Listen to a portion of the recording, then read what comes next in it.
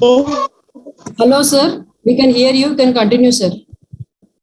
Yeah. The problem, technical problem is there. So, as you know that you have the colonial and post-colonial literature. Okay. So here, what is post-colonialism? Can anyone of you respond? Hello. Sir, one thing I want, sir. Hello. Please. Please. Yes, sir. Yesterday, Sharda madam told about the post-colonial, sir. She has introduced the post-colonial to us, and she also taught Okay. things fall apart. Okay. So you have to continue with the other topics, sir. Okay. She has given the introduction, Okay, sir. She has given the introduction. Okay.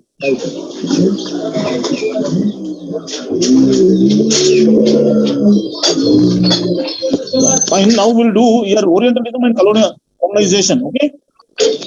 Hello. Yes, sir. Yes, sir. Now, so here we do this Orientalism is a crucial text for what has become known as post-colonial theory. So, as we have here one of the thinkers, Edward said that most influential argument was that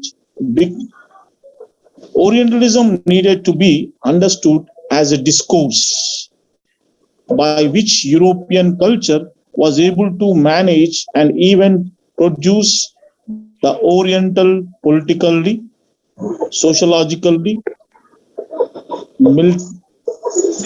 ideologically, scientifically, and imaginatively during the post-Enlightenment period. So here, if we look at this kind of background of the Orientalism, then the thinkers, had tried to establish Orientalism to show the sociological, ideological concerns of the East. So if we look at Orientalism, then we can understand how the background of the colonized people will be explored globally, ideologically, scientifically, imaginatively during the post-Enlightenment period. His point was not to posit a more real Orient against the constructed by Orientalism, but to draw attention to how Orientalism was implicated in the very structure that determined its conditions of possibility, namely the historical circumstances of European colonialism and imperialism. So here, if you look at the whole country, then you can understand how Orientalism matters in terms of the literature of the post-colonial. If we look at this kind of whatever the post-colonialism with the Orientalism,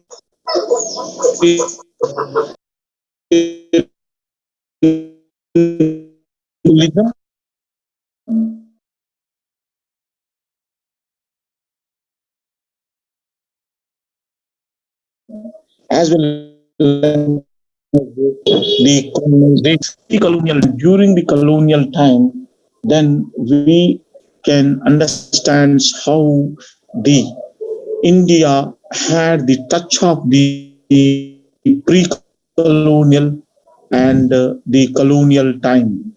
And here the thinker says that we should explores that Orientalism with this kind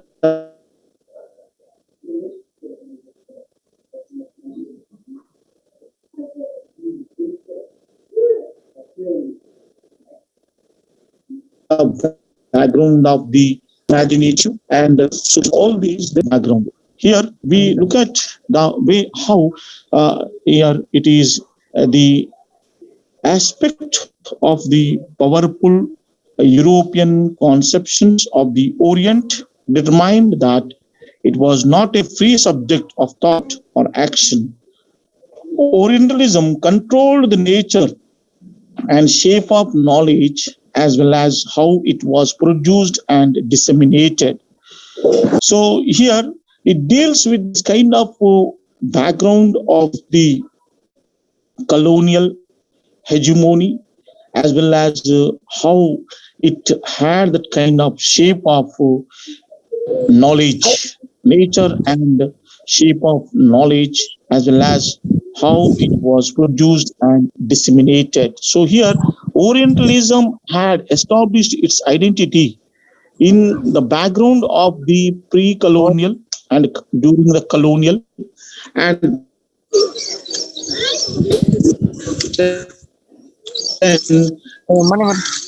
how it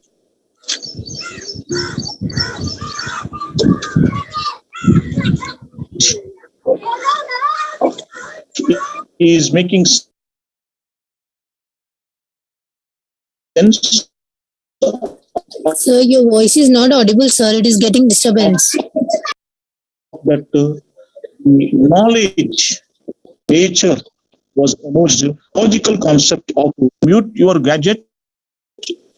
Now it's okay. Yeah. So as we all know that how Orientalism emerged in the backdrop of the colonial time and during the with this kind of in against the British Empire. So here you can see that advertised argument with this kind of what the colonial background, and here it is making sense of the literature of that contemporary time. And here Orientalism in philology, ethnography, political science, art and literature played a vital part in constructing an Orient that allowed for the deployment of specific forms of control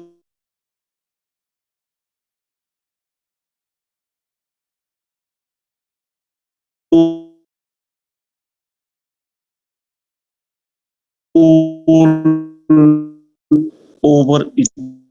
So if we look at this kind of background, Orientalism had this kind of belongingness of the people. So when we look at all these, then we can understand how it is making sense of its historical background. Okay, so this is what how Orientalism emerged from this kind of construct the idea of the literature as well as to have that kind of its concerns of the historical Orientalism with this how Edward Said had tried to establish Orientalism from this kind of background. So this is what here one can understand how Orientalism is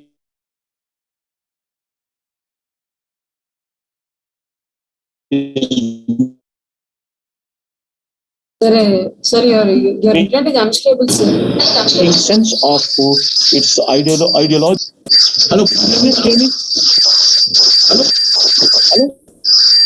Hello, hello, hello, hello. Can you hear me? Hello, sir. We cannot hear you, sir. Now is it audible? Sir, excuse me, sir. I would like to say something. Actually, I guess you have logged in from two devices, so because of which your voice is a little bit lagging here and there, sir. No, actually, because of this technical glitch,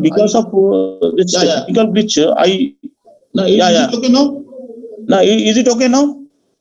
Is it audible? Okay, Hello? sir. Yes, sir. Okay. Yeah. Okay. Now is it okay? Okay. Now is it audible? Yeah, fine. Yeah, actually, what happened? I tried here with the laptop and then mobile. Okay, fine.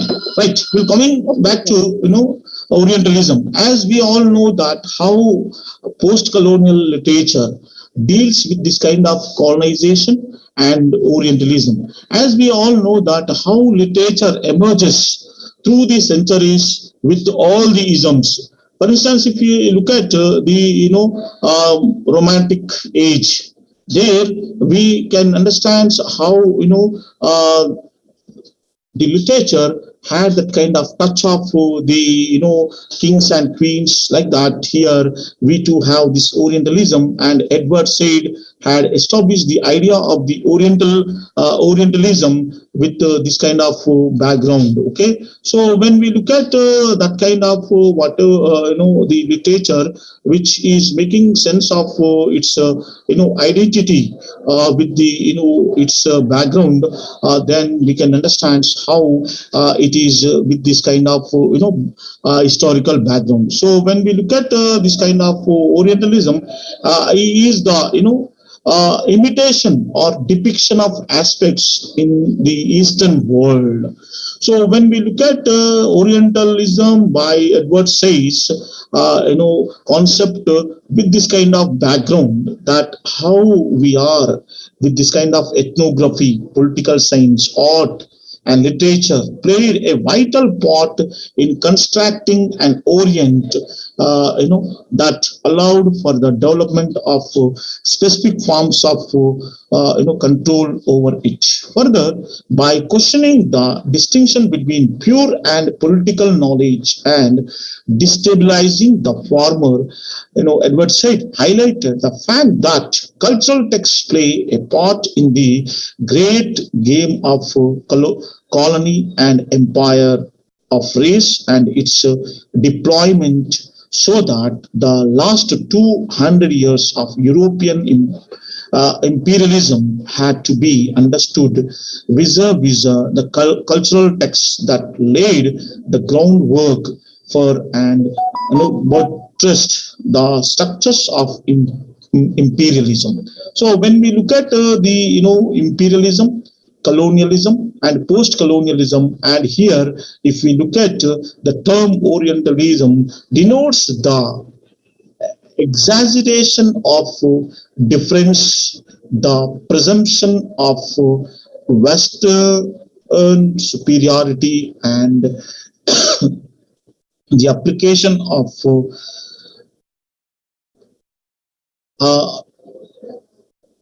hello. Yeah.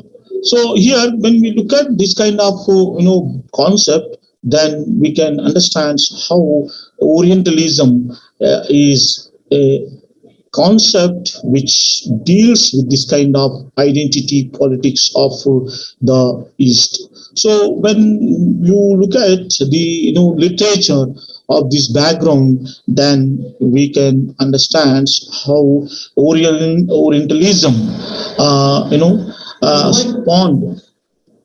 Orientalism spawned this kind of background of the culture, history, politics, ideology, as well as its ground reality. So here, it has three distinct meanings. First, it refers to a specific, aesthetic movement, especially in painting, and also more generally within the Enlightenment and 19th century artwork, which after the French conquest of Egypt sought, inspiration in Oriental art, culture, and it motivates the themes using them in highly eclectic and idiosyncratic ways. So here, when we look at the first, concept of the Orientalism of this kind of background, then how art and culture making sense of its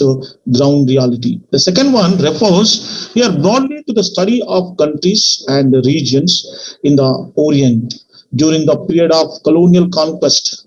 Several European states set up institutions for dealing specifically with the Orient in trade and specific study. And by the 19th century, Oriental studies was a well-established discipline. So here, when we look at all these, then the way how it is making sense of its ground reality of the art, culture, and the literature, in terms of its establishment. So when we look at the Orientalism with this kind of background, then we can understand how it deals with the multiple aspects. Orientalism, in third phase, it is discourse of knowledge about the Orient produced by the colonial powers of Europe and North America from the 19th century onwards. A discourse still prevalent in popular understandings of Oriental culture. So here, foreign policy, strategies, and interventions directed towards, here the Muslim countries in the Middle East, and more generally cultural encounters with more people and cultures originating from these countries. So here, the concept of Orientalism has been coined by the Palestinian American intellectual and cultural critic Edward Sage. So here we look at the concept from this kind of background of the Palestinian American intellectual, and here the way how post colonialism and post structuralist approach is also partly inspired by the work of French philosopher Michael Foucault. So like that here, when we look at Orientalism as a term comprising the whole of European and later US ideas, thoughts, cultural depictions, military reports, and claims to superiority over the Middle East, in particular the Arab Muslim countries of Northern Africa and the Mediterranean. So when we look at this kind of Orientalism as a concept of the art and literature, as well as its background, we see how this kind of understand. So when we look at the Orientalism from this kind of background, that how it analyzes of literary and other texts which foregrounded their implication in the social and political worlds of which they were a part. Hello, can you hear me? Yeah. Hello, yes, sir. students? Yeah. Yes, Yeah. So here, when we look at the Orientalism from this kind of historical background, then we can understand how literature includes socio, political, economical, and cultural aspects. Literature means imagination, but here it deals with this facts and fiction of its historical background.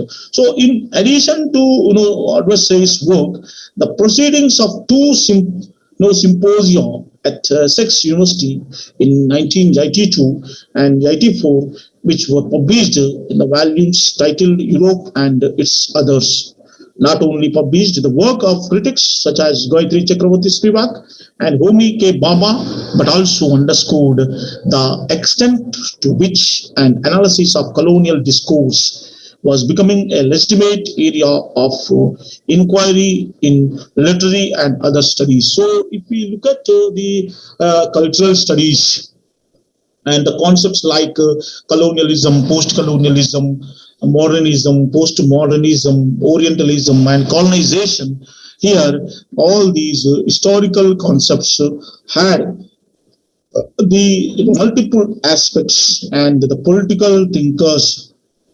And here, if we look at Gayatri Chakravarti Spivak's Can the Subaltern Speak? trajectory of my work, trajectory of my work. So if we look at the cultural studies, and then here it forms that kind of literary studies. So when you look at the center was for contemporary cultural studies in Birmingham, and here it had that kind of influence on the different aspects of the cultural and literary studies, and then it led to the emerge as subaltern studies, writing on South Asia history and society that appeared in Delhi with the specific aim of rectifying the elitist bias characteristics of much research and academic work in South Asian studies was gaining wider circulation in the Western academy. So if we look at this kind of background, then we can understand how Orientalism had coined its background with this kind of critical analysis and the reference of multiple aspects. So when we look at all these, then we can understand how Orientalism emerged with this kind of background. So that one can understand how the literature not only deals with the poetry, prose, and drama. It deals with the concepts like Orientalism, colonialism, modernism, post-modernism. So this is what here we can see how argument and counter-argument coins the isms of the world. And here if we look at the subaltern studies, South Asian studies, cultural studies, literary studies, all these are all part of the Orientalism, because here the suppressed and the suppressor had their own conceptual background, and they are with this kind of argument and counter argument. A special issue of critical inquiry in 1995 was devoted to the topic race, writing, and difference. So concurrently, one witnessed fundamental reassessments of modes of knowledge production in a whole range of academic disciplines such as anthropology, history, literary studies, and sociology. So here, the way how history deals with that kind of chronology, and how it emerging through the centuries to coin the isms and to have the uplift of the marginals towards the center. So this is what here we can understand how the isms are emerging through the centuries. Thus, even this, admittedly selective, of this, aspects of race, colony, empire, and nationhood were becoming central intellectual concerns, even as they vary modes of knowledge production and the politics of intellectual work ever under scrutiny. So here, when we look at the Orientalism from this kind of background by the intellectual thinker Edward says, then we can understand how all these aspects of the post-colonial literature emerging through the centuries to establish its identity as from this kind of background of the cultural studies, subaltern studies, South Asian studies, literary studies, and the East-West encounter. So when we look at the isms with isms with its background and its stand for the studies, as well as the concept of its whatever the belonging. So when we look at all these, then we can understand how literature is making sense of its ideological background from this kind of isms. So here we can understand how literature is part of all the isms. Hello students. Yes, sir. Yes, sir. Yeah. you please go through the Orientalism, whichever you have the background topic of Unit 1. Okay. Now we'll come to imperialism. Hello. Yes, sir. Tell me, sir. Now, can we move to imperialism? Okay, sir. Yeah. Yes, sir. Yes. Okay, sir. Yeah. Okay. Are you able to Okay, follow sir. lectures? Yes, Yes, sir. Yes, sir. Yeah, because here, if, whatever you have then please try to look at the material. Okay, right. Okay. Yeah, fine. Now we'll start imperialism. Okay. Okay, sir.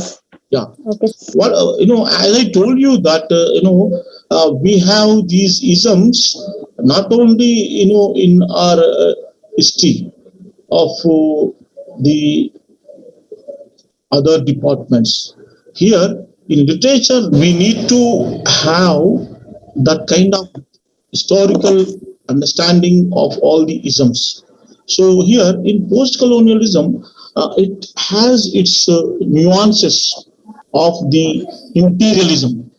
Here, if we look at the post-colonialism, it is not the death of the colonialism, it is the continuation of the colonialism. Similarly, we have the imperialism. Imperialism is the first, and the colonialism is the second, and the third is post-colonialism. Can you hear me? Are you able to understand? Here, hello. Okay. Okay. Yeah. Yes, sir. So here, when we look at this kind of background, then you can see how this kind of whatever its identity politics of its historical background is making sense of all these aspects. So here, when we look at all these from this kind of background, then you can understand how literature emerged through the centuries. Now we look at imperialism, civilizing mission, and colonization. The colonizing process, as showing certain typical features, is these days seen as different from imperialism. So here we do not have the touch of the colonialism and imperialism because we were not there. But whereas if you look at the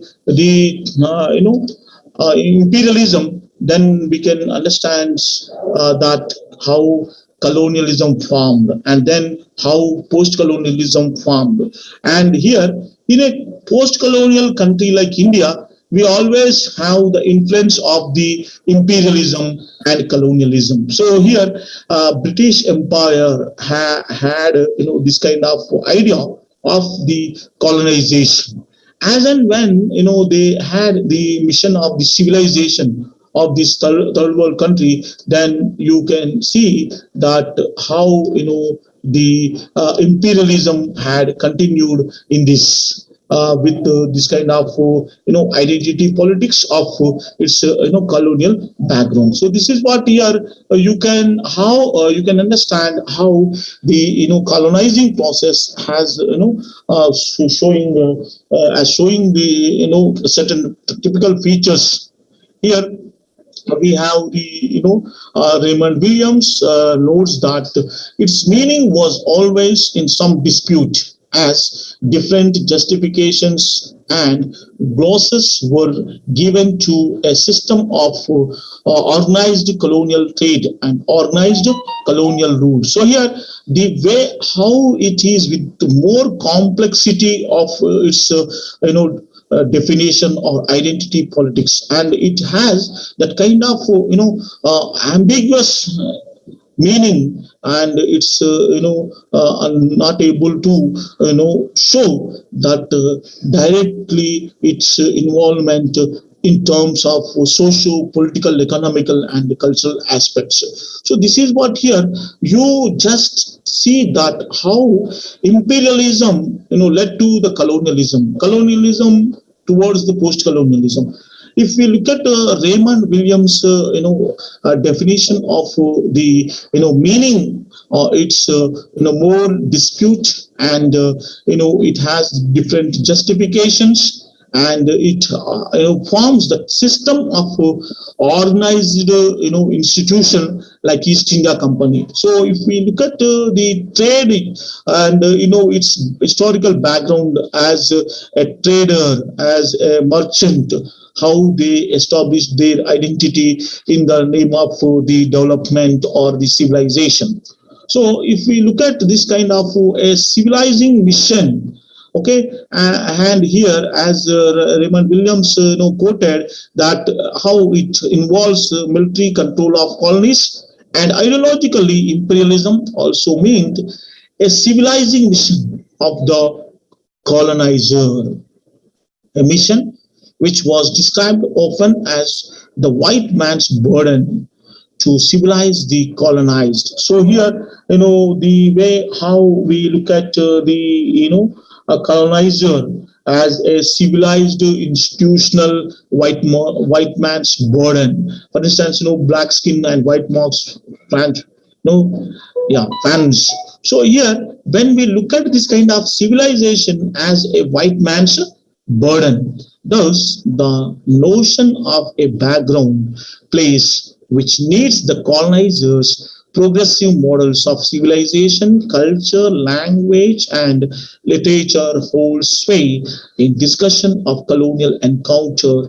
Whether this is right or wrong is a matter of value judgment. So here, when we look at this kind of background, that how colonialism and post-colonialism, and here before these two isms, the imperialism had the elements of colonization and its institutional structure of civilization. So here the way how it is a white man's burden because of the civilization in the name of the language and the culture and the other aspects of the literature. So here the imperialism had that kind of multiple aspects to colonize the third world countries like India in the name of the trade and the sanskritization and culturalization. And here, if we look at the role of the English language to transform the identity of the indigenous people, to have that kind of civilization as white collar employees, desktop jobs like that. Here it's an institutional construction of the its identity with this kind of white man's burden. So if we look at this kind of aspect, then we can understand how it is making sense of all these aspects, and then it is making sense of our institutional construction with this kind of civilization. Okay, right. So here, when we look at all these aspects, had this kind of making a sense of whatever its institution with its background. So this is what one can understand how imperialism emerged in the third world country like India with this kind of civilization and culture, language, with multiple aspects. So this is what one can understand how it is an argument and counter argument and a discourse of colonial encounter. So one can understand how this post-colonial literature formed the identity of judgment. And here we look at colonizers. The assumption is that the native is inferior in many ways. Can you hear me? Hello? Hello, students? Yes, Hello? sir, we can hear you. Yes, sir. So here, when we look at this kind of background of the civilization, then we can feel that it is a white man's burden, and they may feel superior. And here, the colonized will feel that inferior. So here the superiority and inferiority are part of the post-colonial literature.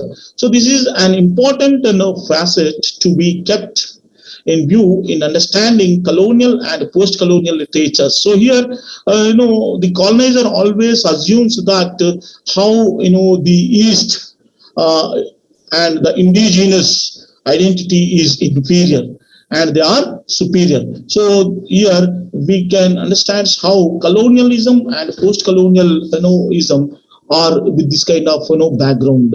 That imperial designs and colonial ambitions are innate to human nature is one thing. So here the way how we wish to transform ourselves from our existing background and how we look at this kind of history of transformation. So we have the reforms and we have that kind of background of the resistance and that kind of transformation. Okay, so here when we look at all these from this kind of background, then we can understand how imperialism as a structure of its ideological, sociological, or its imperialistic elements with its white man's burden. So here the imperial designs and colonial ambitions are innate to human nature in one thing.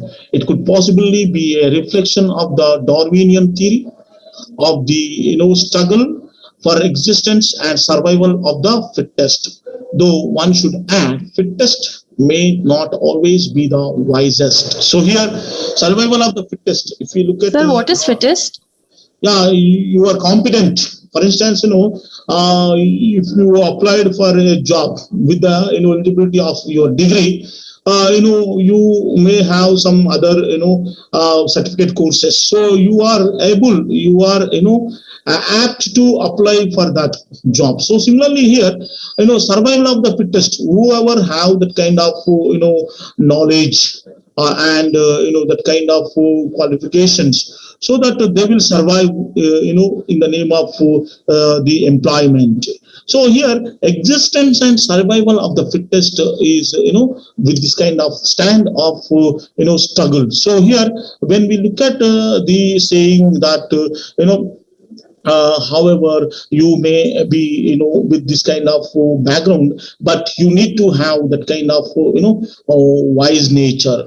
Okay, so this is a quality human nature does show by and large, though one cannot generalize that all races are aggressively colonizing ones in one way or the other. This is one aspect. So here we may think positively or negatively that all nations were colonized. We cannot generalize. So here we can understand that through the centuries the human race has been transforming its identity from through the ages, like Stone Age, copper, like that. We have theories of our institutions. Here we have the Darwin's theory. It is making sense of that the survival of the fittest. So here when we look at the East-West encounter, the colonizer feels that superior and the colonized inferior, and here colonized to have had that kind of power politics, but they are not making sense of their identity politics, because language as a barrier and the way how the education was not accessed. So here the way how this imperialism established its identity during the colonial time as a hegemony to civilize the colonial people, to civilize the people in the name of the modernity. The other more important aspect is the modern colonial phenomenon, as it's rightly said, modern European colonialism as distinctive and by far the most extensive of the different kinds of colonial contact that have been a recurrent feature of human history. By the 1930s, colonies and ex-colonies covered 84% of the land surface of the globe. So here, when we look at the colonial time of that 1857 Sipahi mutiny, and then the way how the colonial time is making sense of the First World War, and then if we look at the reforms in India, and how the post-colonial elements had that kind of background of the colonialism and imperialism. So if we look at all these aspects, then we can understand how human history had this touch of pre-colonial and colonial and post-colonial aspects of its historical background. So, for instance, if we look at multinational companies, we have the modern European colonialism and now post-modern European colonialism.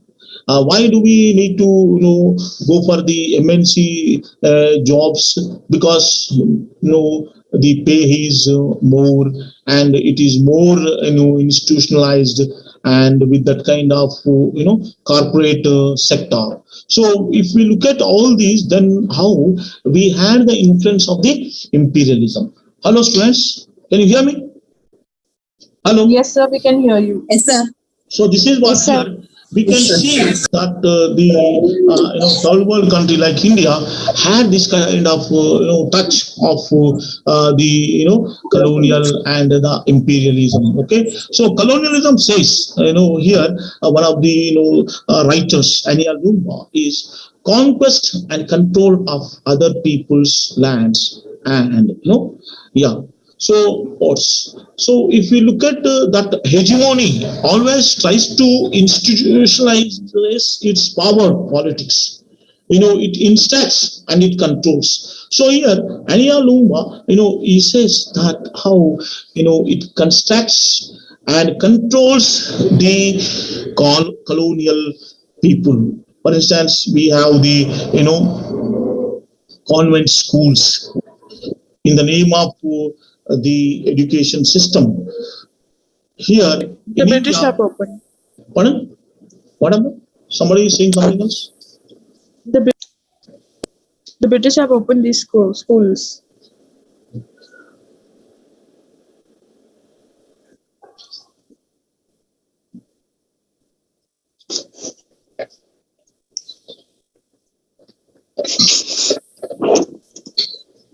Hello?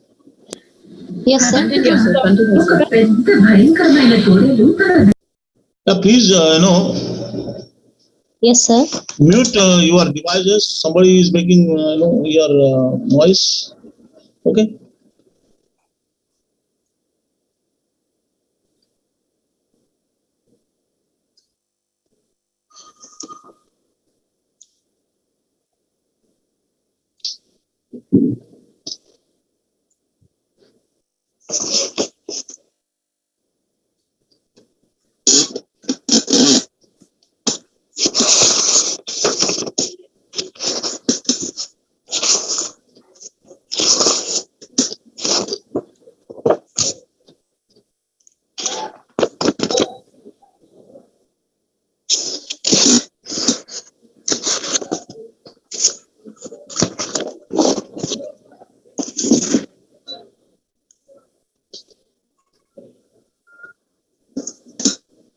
Yeah. So here, if we look at this kind of historical background, then how the imperialism, colonialism, and post-colonialism have been in our literature to form the literature with that kind of cultural studies, subaltern studies, literary studies, and here we look at that East-West encounter. So if we look at Ania Lumba, Gayatri Chakravarti Spivak, Naomi Baba, and Edward Said, and here we can see that how the literature emerging to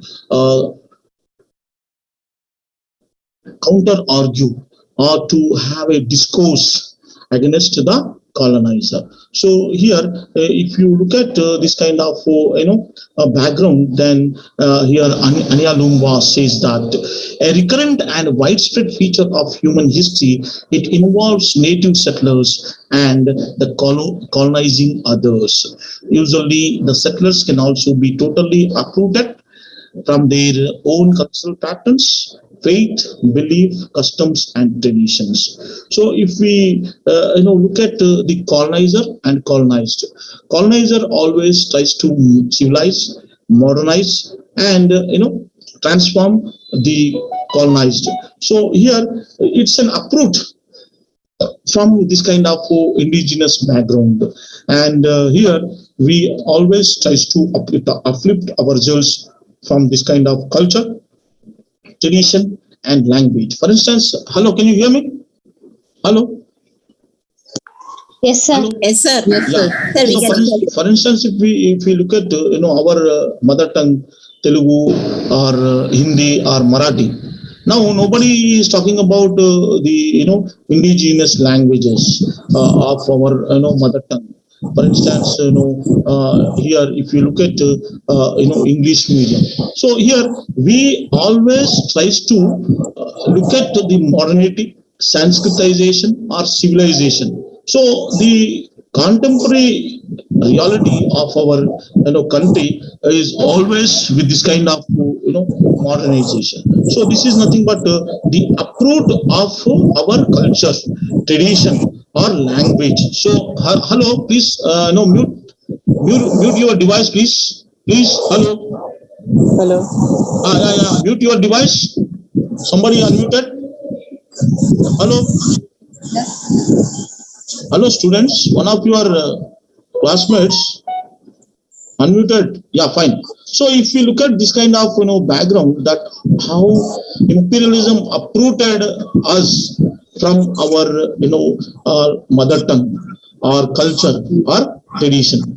So if we look at all these, then only parts of Arabia and Persia, Afghanistan, Mongolia, Tibet, China, Siam, and Japan had never been under formal European government. So here, when we look at all these, then the way how it deals with all these aspects. So here, colonialism and imperialism are with this kind of background.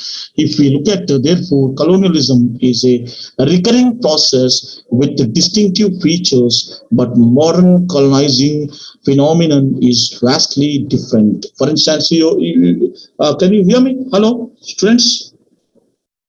So can you repeat? Yes, sir. Yeah. See, for instance, in India, we have the Nalanda and Takshashila universities during the colonial time or pre-colonial time. As and when the British established the East India Company, British Empire, uprooted our education system of Gurukula, ashramas, and the traditional background of our culture or language of our mother tongue. As and when East India Company established the trade as well as the education system through the English medium, then the way how we were uprooted ourselves to have the white collar jobs, desktop jobs, to have that kind of civilization. So when we look at this kind of whatever the background, making sense of the hegemony, what the politics of uproot always accepted by the colonial people, colonizers always. Colonizer always is modernizing the colonial people with this kind of Sanskritization or civilization. So here, when we look at the background of this, then we can understand how we need to resist, but we wish to accept. So instead of resistance, we accept the hegemony to Sanskritize, civilize, and modernize. So this is what we can see in imperialism, that how we can understand this kind of power politics of the British Empire or colonizer. So here we can see that imperialism is the ideology that stems from the metropolis of the colonizer. Colonialism is the process. In short, imperialism is a blueprint which is worked out in details with the additions and deletions in the actual process of implementing the blueprint. So here, if we look at the modern, postmodern, colonial, post-colonial, then we have the influence of the imperialism. So imperialism is a blueprint, and colonialism its continuation, and post-colonialism it's a modernity.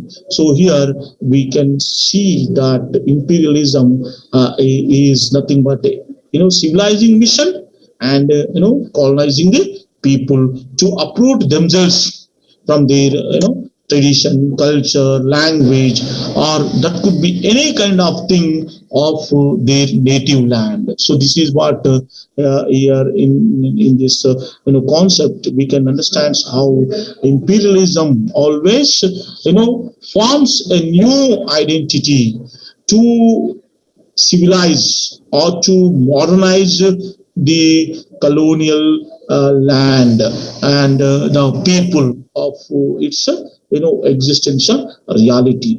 So here now we'll come to the Orientalism. Here when we look at this kind of aspect of imperialism, then we need to have that kind of background to study the factors which are adopted by the colonizer to subdue the native inhabitants, and how does the colonizer perceive the native. If look at the name of trade, in the name of education, and how the strategies of the colonizer always with this kind of a blueprint, and it is an effective conquest which is aimed at the colonial people. So here we can see that how colonialism, imperialism, or with this kind of strategic experiments with the colonial people to uproot from their motherland. So here one can take an example from what is called inaccurately Indo-Anglian literature.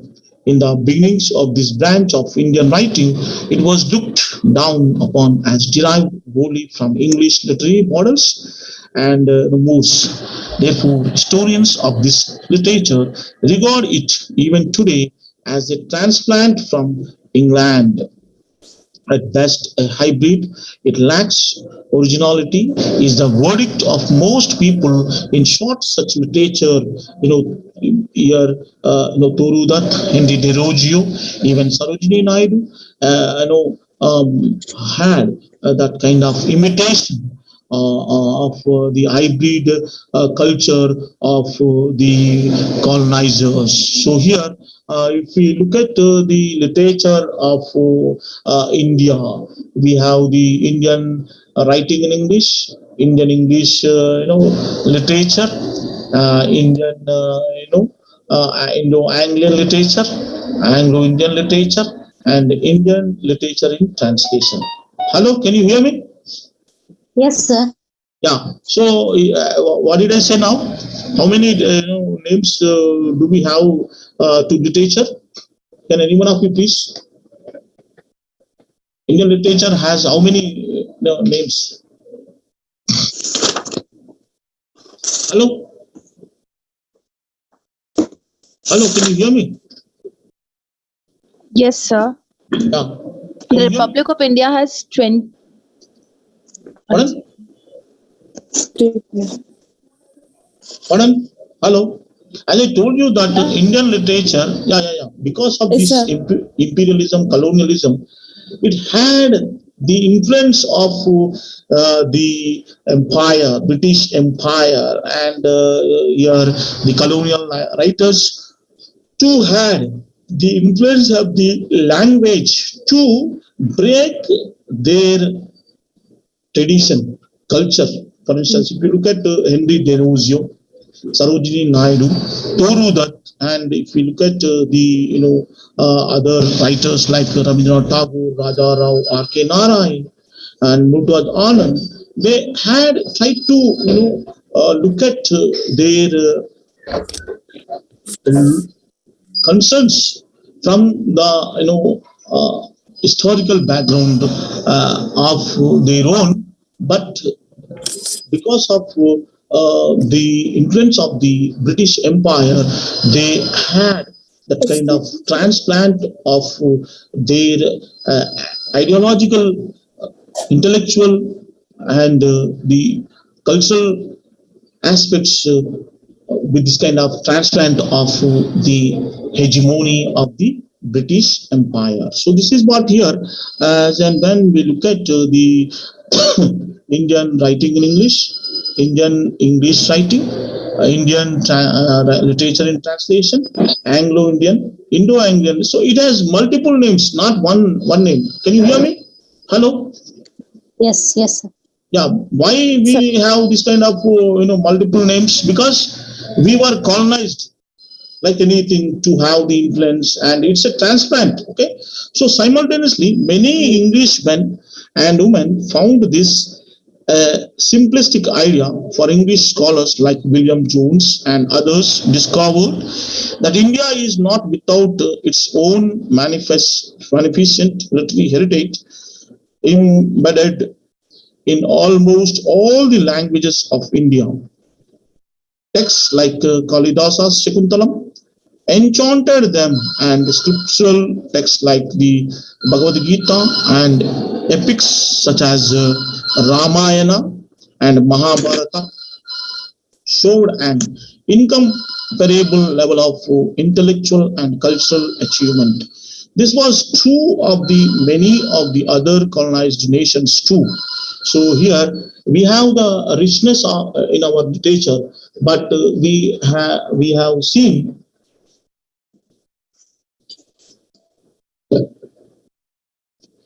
we had studied Paradise Lost, Bible, comparing with the Bhagavad Gita, Ramayana, and Mahabharata. Because here, can you hear me?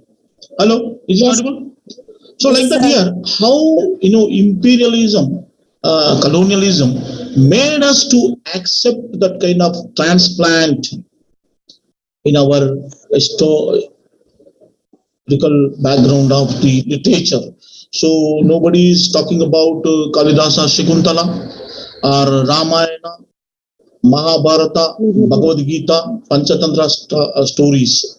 We are, imitating the West that with this kind of Paradise Lost, Bible. And here, if you look at this kind of East-West encounter, then we were transplant with this kind of ideological differences, cultural differences, and then we always tries to imitate the English scholars.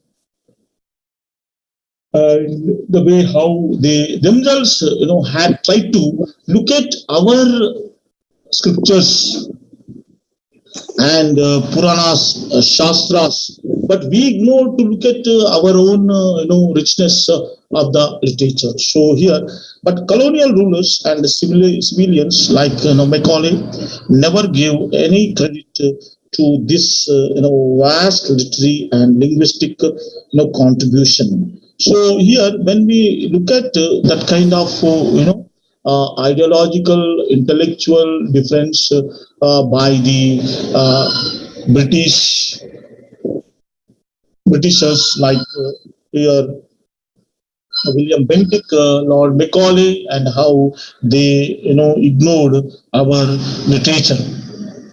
They felt that this literature has, in comparison with English language and literature, nothing to recommend it. So here they highlighted their Bible and the Paradise Lost, and they ignored our richness of the literature. If we look at the Kalidasa, Shakuntala, Panchatantra stories, Ramayana, Mahabharata, and Bhagavad Gita, and here the counter argument against our richness of literature is quite different.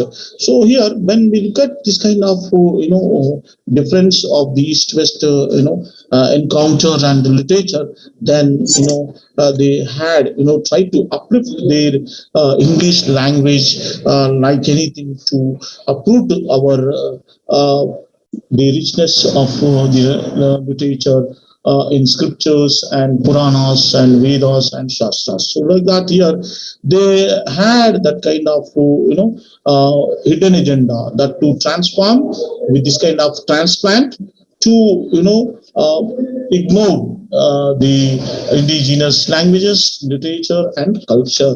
So here we can see that how English became a political tool for them to colonize the Indians in the name of the civilization and modernization. So if we look at all these, then we can understand how we have this kind of imperialism, and here we can see that all done with the expressed or implied intention that colonies need to be modernized, and the British European models alone are capable of bringing it about. So, as I told, the reference of the Nalanda and Takshashila universities and the richness of the literature in our scriptures and the Puranas and Vedas were ignored by the British Empire, and they highlighted their Paradise Lost and Bible to modernize the Indian society. Thus, English becomes the inescapable tool of all that is called modern as against the colonies, obscurantist traditional heritage. So here we can see that the civilization of this hidden agenda with the heritage and tradition as well as the other aspects. So here it is historical background of the colonial time, and with that kind of blueprint to understand how imperialism is with this kind of hidden agenda to transplant the language and literature in India to ignore the richness of the language and tradition. So here we can see that as Edward Said said, that perception of this paradox at the heart of the colonial encounter led him to formulate the concept described in his book Orientalism. He says it is essentially a political vision of reality whose structure promoted the differences between the familiar Europe, the West us, and the strange, the Orient, the East them. Here, if you look at that kind of aspect of acceptance of the colonial hegemony, and here we are trying to imitate that kind of hegemony in the name of the development. So here, whenever we look at, then we can understand how when one uses categories like Oriental and Western as both the starting and the end points of analysis, research and public policy. So here we can see that the West is always progressive, modern. East, if such a thing really exists, here it is backward place and inferior, and it is an area of darkness. Ruth Power Jababala and V.S. Naipaul termed them in the titles of their respective novels. In short, said, formulations of Orientalism as summarized by and Yalumba as used. So if we look at that kind of formation of our inferiority as Orientalism in words.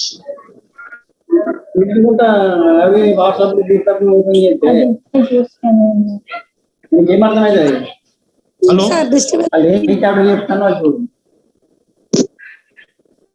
Yeah. If colonized people are irrational, Europeans are rational. If the former are barbaric, sensual, and lazy, colours తీసుకురా ఎక్కడ ఏం వేయాలి చెప్తాను. hello? Sir, better you mute all, sir. No, see, I'm not able to move because technically here Only host can do all such kind of thing because but it's getting a lot of disturbance. I'll tell them. Okay. Thank you. Right. So here, if you look at this kind of east-west encounter in terms of the inferiority and superiority and light and dark, barbaric, civilized. Here, Nyalumba had touched all these aspects in his. Yeah. Right. So if we look at all these, then in terms of the imperialism and colonialism, and then we can understand how literature had this kind of background. Take the example of English fiction about Africa, notably a text like The Heart of Darkness, Conrad and Preston, John Newton. Both the texts present Africa as a dark place where even a white man colonizing life cannot change. As Chinua Achebe, the novelist, light ఎవరు దీన్ని light ఆర్పేసరా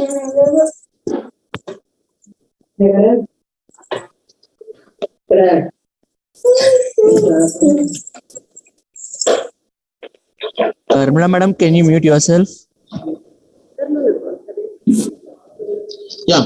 So here, if you look at this kind of background, then we can see how East itself with this kind of inferiority complex and the superiority of the West. And here, British Empire, had tried to construct that idea of the dark place with this kind of inferiority. And here, Anyalumba and Chinua Achebe, Homi Baba, Gayatri Chakravarti Spivak had tried to explore that East and the Orientalism with this kind of background. So here, describing the process of constructing such an image as convenient for control and conformity by the colonizer, Achebe says further.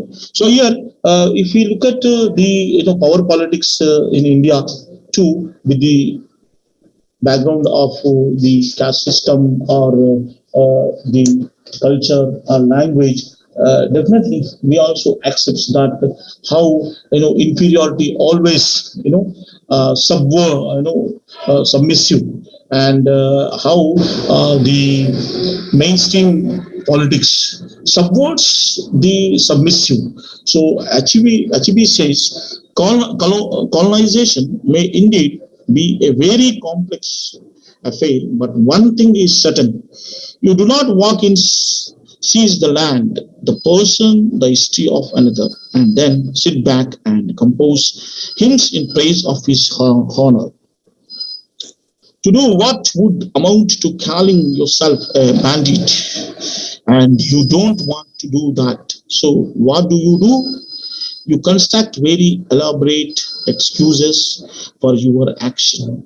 You say, for instance, that the man in question is worthless and quite unfit to manage himself for his affair. If there are valuable things like gold and diamonds, which you are cutting away from his territory, you proceed to prove that he does not. So here we can understand that how here Chinua Achebe criticizes the empire that their hidden strategies to uproot the colonial people and to establish their identity politics and to rule them like anything, to survive and to sustain their hidden strategies or power politics. So this is what here one can understand how Chinua Achebe criticizes the colonizer in the right of this. It is risk to generalize the process of colonization and the features which distinguish it. So here we can see that imperialism with this kind of background and how it is with that kind of hegemony and power politics, and here the third world countries always with this kind of inferiority and suppression, and here how they are submissive in terms of their identity politics. So if you look at we can see that colonialism as basically a universal process of conquest and control which continues in one form or the other. The forms are different, but the content is the same. So here look at the multinational companies. It is nothing but old wine in a new bottle. The form is different, but the content is the same. Can you hear me? Hello. Yes, Yes, sir. Yes, sir. We So can here, hear if you. you look at that civilization, Sanskritization, and modernity are all forms, but the content is what? Uprooting ourselves from our homeland, tradition, culture, language. No one is talking about the Telugu medium or Tamil or Kannada or Malayali or Bengali. Everybody is running after the English medium. So here, if we look at the form of the modernization with the schools background, like international schools, state school syllabus in English medium. So the form keep on changing its identity, but the content is same. What is the content? It is nothing but the blueprint of the imperialism in the name of the institutionalization, civilization, modernity, and Sanskritization. Here, if you look at the colonialism, its background of the imperialism keep on changes its form, but the content is same. It is nothing but old wine in a new bottle. We also looked at the distinction between colonialism and imperialism. So that here it is nothing but the continuation of the imperialism in colonialism. So we have that organized colonial rule, the military regimes in some cases. So this is what here we can understand how the colonial encounter the construction of the other's culture, civilization, languages, faiths, and beliefs to justify the intervention of the new colonizer. One manifestation of this is Edward Said's concept of Orientalism. So here we look at Ania Lumba, Ashley Billcraft, The Empire Writes Back, and here Edward Said's Orientalism. And here we can see that how risk of lumping together all the colonies in an attempt to identify useful criteria to understand the process and the consequences of colonizing.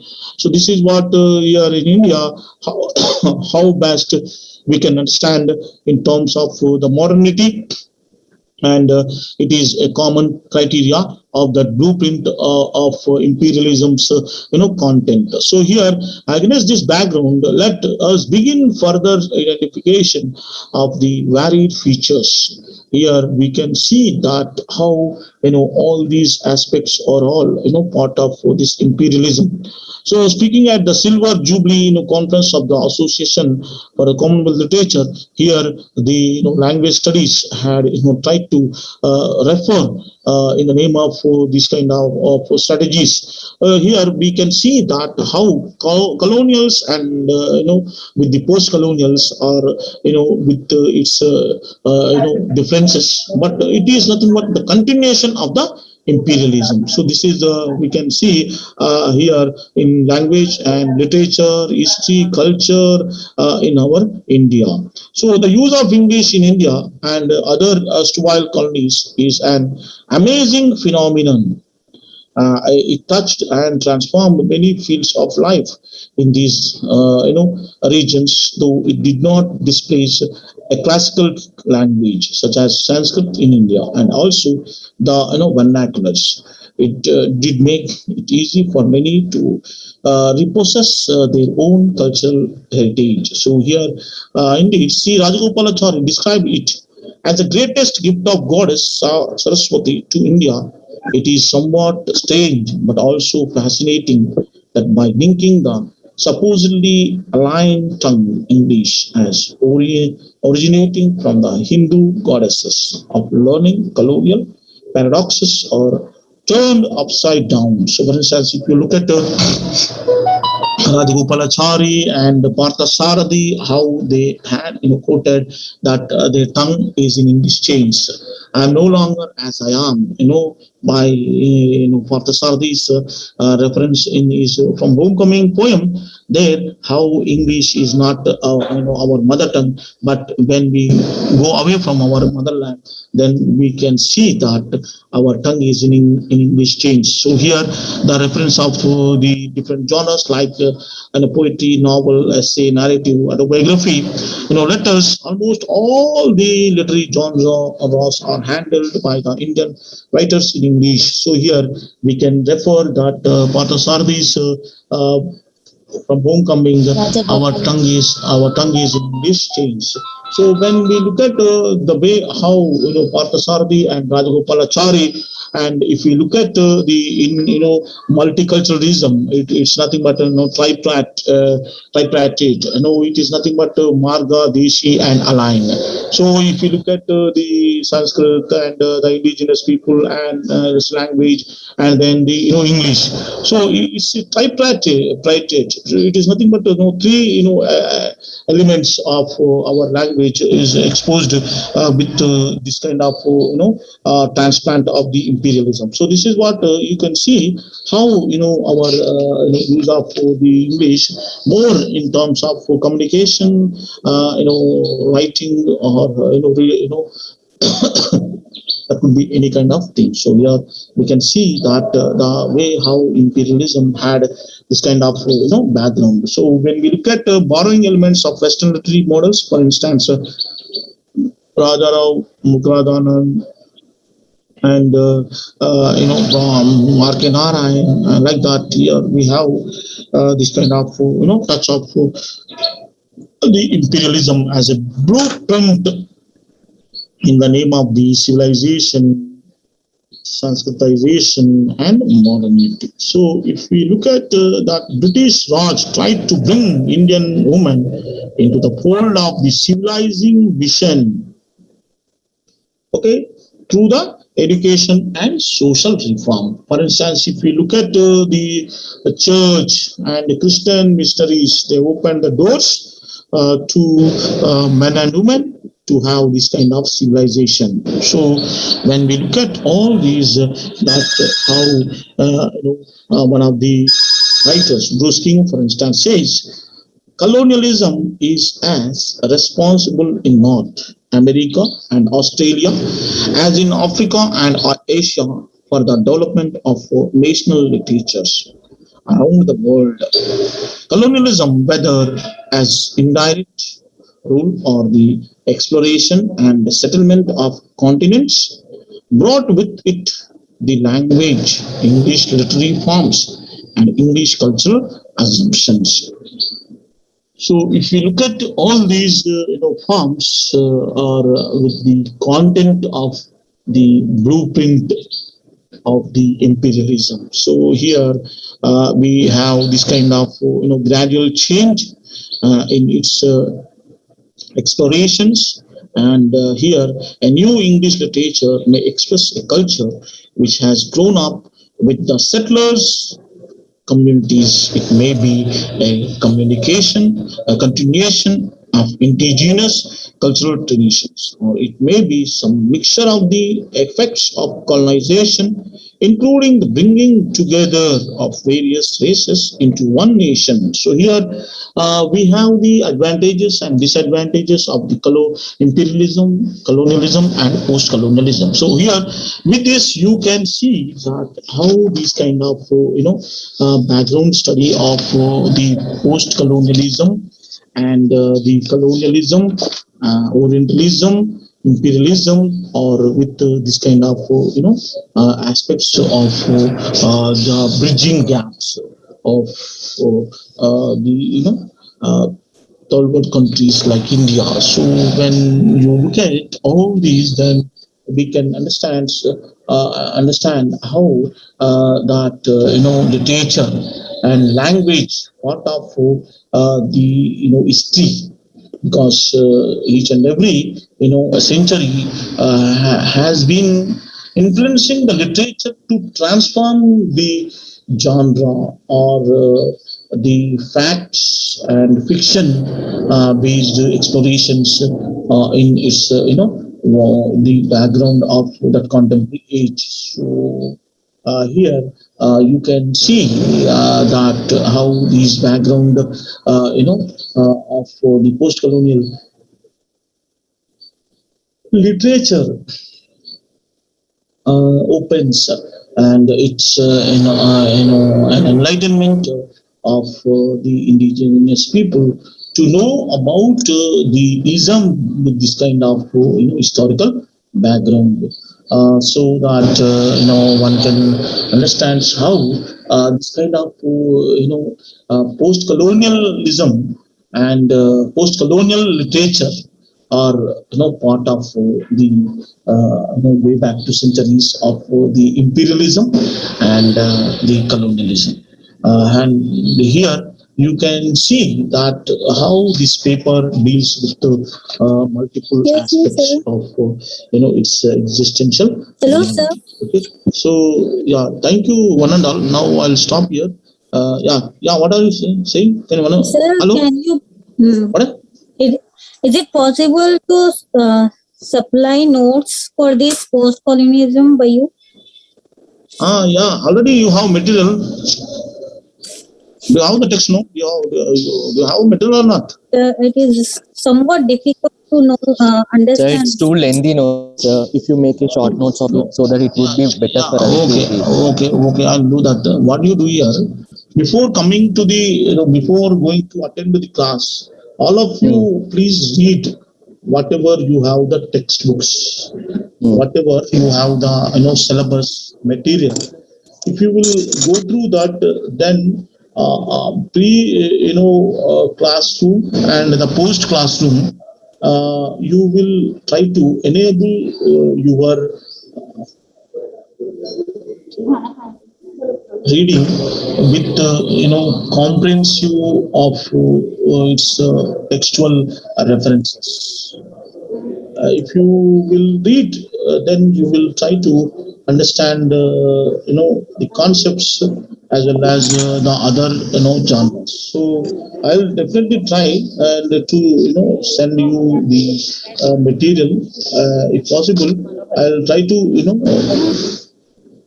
apply that. Okay. So we'll see that in next class. Please go through whatever the concepts I had completed. Today 2 topics I completed. No, hello. Yes. Yeah. Who else are sharing this paper with me? Can anyone of you? Can anyone? Do you have any idea? Sharda madam. Sharda madam. Okay. So thank you. We'll see you in next class. Extremely sorry, because of technical glitch I unable to join. I joined at 11 o'clock, but there was a power cut and technical glitch, and then I used other technical devices. Okay, so thank you one and all, and then we'll see you in next class. Okay, are you able to follow my lecture? Yes, sir. Yes, sir. Yeah, thank you. Okay, so fine.